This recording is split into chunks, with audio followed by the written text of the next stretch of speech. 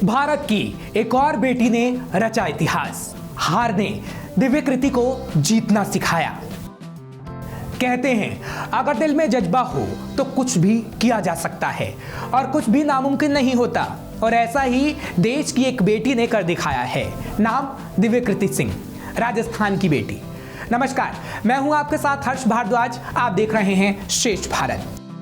दिव्यकृति सिंह, जिन्हें एशियाई खेलों में घुड़सवारी में स्वर्ण पदक जीतने पर अर्जुन अवार्ड से सम्मानित किया गया है। घुड़सवार खिलाड़ी दिव्यकृति इस साल ये पुरस्कार पाने वाली एकमात्र महिला खिलाड़ी बन गई हैं। खेल मंत्रालय ने इस साल के लिए अर्जुन अवार्ड की घोषणा की और इसमें घुड़सवार में अर्जुन अवार्ड से सम्मानित होने वाली दिव्यकृति सिंह पहली और अकेली भारतीय महिला हैं। और हो भी क्यों ना, क्योंकि दिव्यकृति ने देश को घुड़सवारी में 41 साल के लंबे इंतजार के बाद ऐतिहासिक स्वर्ण पदक दिलाया। और अगर आप दिव्यकृति की इस जीत की कहानी को सुनेंगे तो आपको भी लगेगा कि कैसे जीत का जज्बा अगर हो तो कोई लक्ष्य मुश्किल नहीं होता।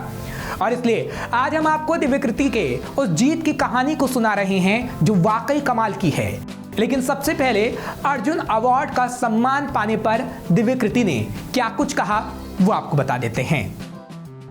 दिव्यकृति ने कहा, हर खिलाड़ी को जब वह करियर की शुरुआत करता है तो कहा जाता है कि आपकी नज़र वैसी ही होनी चाहिए जैसी अपने खेल पर अर्जुन की नज़र मछली पर थी।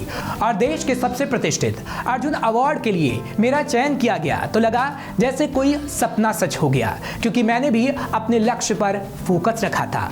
अब मेरी जिम्मेदारी देश के प्रति और बढ़ गई है और मैं इसके लिए और कड़ी मेहनत करूंगी।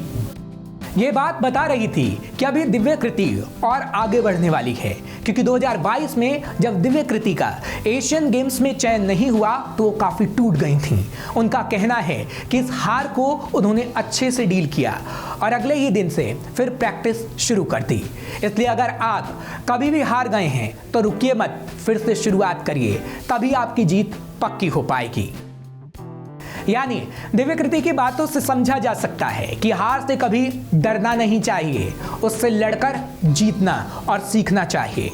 और जो आगे हम आपको बताने जा रहे हैं उसे सुनकर भी आप हैरान हो जाएंगे कि इतनी विपरीत परिस्थितियों के बाद भी दिव्यकृति ने हार बिल्कुल नहीं मानी।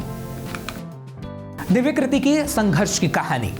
दिव्यकृति सिंह के पिता ने अपनी बेटी के लिए पैसे जुटाने के लिए अपना घर तक बेच दिया था। दिल्ली में जीसस एंड मैरी कॉलेज में पढ़ाई के वक्त दिव्यकृति ने कोई कंपटीशन नहीं खेला, क्योंकि दिव्यकृति के पास प्रतिस्पर्धा करने के लिए घोड़ा नहीं था।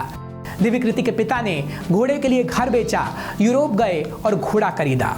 कोविड-19 के दौरान 9 महीने यूरोप में दिव्यकृति वहां रही, अपना प्रशिक्षण जारी रखा, फिर भारत लौट आई और एशियाई खेलों के लिए ट्रायल दिया, लेकिन सफल नहीं हो सकी और खेलों को 1 साल के लिए स्थगित कर दिया।